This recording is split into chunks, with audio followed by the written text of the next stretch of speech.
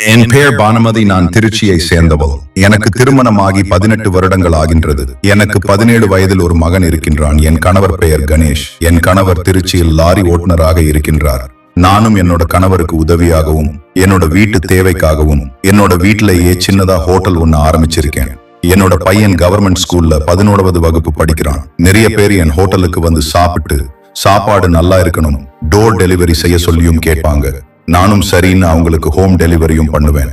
அப்போ ஒரு நாள் அங்க வந்த ஒரு ஆள் என்னோட சாப்பாடு நல்லா இருக்குன்னு சொல்லி என்ன ஒரு ஆசிரமத்திற்கு 3 வேளையும் சமைச்சு தர சொல்லி கேட்டார். என் பையனும் ஸ்கூல் முடிஞ்சு எனக்கு உதவி செய்வான். அதுக்கப்புறம் அந்த உணவு எல்லாம் அவனே எடுத்துட்டு போயிட்டு ஆசிரமத்துல கொடுத்துட்டு வருவான். இப்படியே என்னோட கணவனும் என்னோட மகனும் எனக்கு உதவியா இருந்தாங்க. இப்படி என்னோட வாழ்க்கை எந்த ஒரு கஷ்டமும் இல்லாம சந்தோஷமா போயிட்டு இருந்துச்சு. ஒரு நாள் என்னோட மகன் ஸ்கூல் முடிச்சு வரப்பு ரொம்பவே சோர்வா வந்தான். எனக்கு உடம்பு சரியில்லாமா, இன்னைக்கு என்னால உங்களுக்கு உதவி செய்ய முடியாதுன்னு சொன்னான். நானும் என்னோட பையன் ஸ்கூல் முடிச்சுட்டு எனக்கு வந்து உதவி செய்யறதுனாலதான் அவனுக்கு உடம்பு சரியில்லாம போயிடுச்சுன்னு நினைச்சேன். அதுக்கப்புறம் நான் அவனுக்கு சாப்பாடு கொடுத்து தூங்க வச்சுட்டேன். மறுநாளும் என்னோட பையன் அதே மாதிரி உடம்பு டயர்டா இருக்கு, என்னால எந்த வேலையும் செய்ய முடியாதுன்னு சொல்லிட்டா. நானும் சரி, இன்னும் உடம்பு சரியாகல நினைச்சு விட்டுட்டேன். அதுக்கப்புறம் அவனால அவனோட படிப்புல கவனம் செலுத்த முடியல. எப்ப பார்த்தாலும் எதையும் பார்த்து பயந்த மாதிரியே இருந்துகிட்டு இருந்தான். சரியா சாப்பிடாமலும் இருந்தான். இதெல்லாம் பார்த்துட்டு இவனுக்கு என்ன ஆச்சுன்னு நினைச்சு பயந்தேன். அது மட்டும் இல்லாம இவன் கூட படிக்கிற பசங்களும் இவ ஸ்கூல்லையும் சரியா சாப்பிட மாட்டேங்கிற, யார்கிட்டையும் பேச மாட்டேங்கிறான் என்கிட்ட வந்து சொன்னாங்க. இதெல்லாம் எனக்கு ரொம்ப பயத்தை உண்டாக்குச்சு. அவனை பார்க்க ரொம்ப பாவமாவும் இருந்தது. ரொம்ப சுறுசுறுப்பாக இருந்த பையன் திடீர்னு என்ன ஆச்சு, யாராவது இவனை திட்டினாங்களா அடிச்சாங்களான்னு ரொம்ப யோசிச்சேன். சரி, நம்ம இதெல்லாம் யோசிக்கிறதுக்கு பேசாம அவங்க கிட்டயே கேட்டுறலாம்னு நினைச்சு நான் அவகிட்ட போய் அன்பா கேட்டேன். ஆரம்பத்தில் அவன் ஏகிட்ட எதுவுமே சொல்லல. அதுக்கப்புறம் அம்மாவை நம்பி தைரியமா சொல்லு என்று அவனுக்கு நான் தைரியத்தை கொடுத்தேன். என்ன நடந்தாலும் பார்த்துக்கலாம்னு நம்பிக்கையா இருந்தேன். கொஞ்சம் கொஞ்சமா என்கிட்ட சொல்ல ஆரம்பிச்சான். அவன் சொன்னதை கேட்டு நான் இன்னும் அதிர்ச்சி ஆயிட்டேன். ஏன்னா இந்த காலத்துல பொம்பளை பசங்களுக்கு தான் பாதுகாப்பு இல்லைன்னா ஆம்பளை பசங்களுக்கும் பாதுகாப்பு இல்லைன்றவாறு ஆனது. அவன் சொல்றத வச்சுதான் நான் புரிஞ்சுக்கிட்டேன். இந்த காலம் ரொம்பவே கெட்டு போச்சு, இதை சும்மா விடக்கூடாது என நான் என்னோட கணவர்கிட்ட சொன்னேன். அதை கேட்டதும் அவரும் மிகவும் கோபம் அடைந்தார். அவரும் ரொம்ப கோபப்பட்டார். ஆனா தப்பு எல்லாம் என்னோடதுதான் என்ற மாதிரி எனக்கு தோண ஆரம்பிச்சுச்சு. ஏன்னா ஆரம்பத்துல நான் தான் அந்த ஆசிரமத்திற்கு சாப்பாடு எடுத்துட்டு போய் கொடுத்துட்டு வந்தேன்.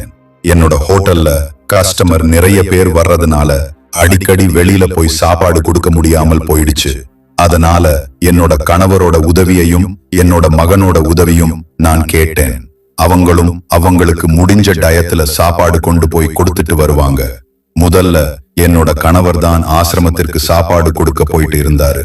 அதுக்கப்புறம் என்னோட கணவருக்கு வேலை இருந்ததுனால என்னோட பையன் வீட்டுல சும்மா தானமா இருக்கேன், நானே போய் கொடுத்துட்டு வரேன்னு சொல்லி ஆசிரமத்துக்கு சாப்பாடு கொண்டு போனோம்.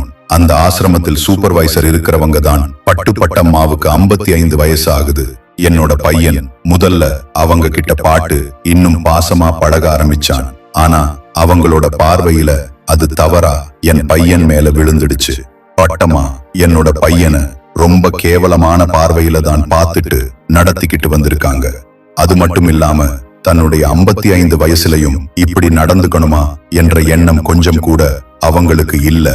அவங்களுக்கு அவங்களோட சந்தோஷத்தை தீர்த்துக்கணும், இது மட்டும்தான் அவங்களுக்குள்ள இருந்திருக்கு. இதுக்கு வேற ஒரு கேடுகெட்ட கிழவனும் துணையா இருந்திருக்கான்னு நினைக்கும் போதுதான் இன்னும் அசிங்கமாகவும் அருவருப்பாவும் இருக்குது. என்னோட பையனை அவங்க வளையல விளைவிக்கணும்ன்றதுக்காகவும் அவங்கிட்ட தப்பா நடந்துக்கணும்ன்றதுக்காகவும் அங்க இருக்கிற ஒரு கிழவனை அவங்க உதவிய கேட்டு இருக்காங்க. அந்த கிழவனும் பட்டம்மாளோட சிறு வயதிலிருந்து ஒன்றாக வாழ்ந்தவர் என்பதால் அவரும் இதுக்கு உதவி செஞ்சிருக்காரு. என்னோட பையனுக்கு தாத்தா பாட்டி கிடையாது. அவ எல்லார்கிட்டையும் ரொம்ப அன்பாகவும் பாசமாகவும் பழகுவான். இதையே அவங்க வாய்ப்பா பயன்படுத்திக்கிட்டு பட்டம்மாளும் அந்த கிழவனும் என் பையன் கிட்ட மிகவும் பாசமா பழகி இருக்காங்க. என் பையனே தாத்தா பாட்டின்னு அவங்க மேல ரொம்ப அக்கறையா இருந்திருக்கான். இது பயன்படுத்தி கிட்ட அந்த பட்டம்மாளும் அந்த கிழவனும் ஒரு நாள் என் மகனிடம் தவறாக நடந்து கொண்டால், பட்டம்மா இதெல்லாம் தவறு, இதை நான் என் அம்மாவிடம் கூறுகிறேன் என்று என் மகன் சொன்னதற்கு அந்த கிழவனும் அந்த கிழவியும் என் மகனை வீட்டில் சொன்னால் கொன்று விடுவேன் என்று மிரட்டி இருக்கிறார்கள். அது மட்டும் இல்லாமல் அவர்களிடம் இருக்கும் பணத்தை வைத்து எங்களை நடுத்தெருவுக்கு கொண்டு வந்து விடுவோம் என்று என் மகனிடம் கூறியிருக்கின்றார்கள். இதனால் பயந்து போயிருக்கின்றான் என் மகன். அது மட்டும் இல்லாமல் தினமும் இரவு அவனே ஆசிரமத்திற்கு உணவு கொண்டு வர வேண்டும் என்றும் மிரட்டி இருக்கின்றார்கள். நான் சொல்றபடியும் நீ நடந்துக்கணும்னு அந்த கிழவி என் மகன் கிட்ட சொல்லி இருக்கிறாள். இதை கேட்ட என் மகன் மிகவும் பயந்து போயிருக்கின்றான்.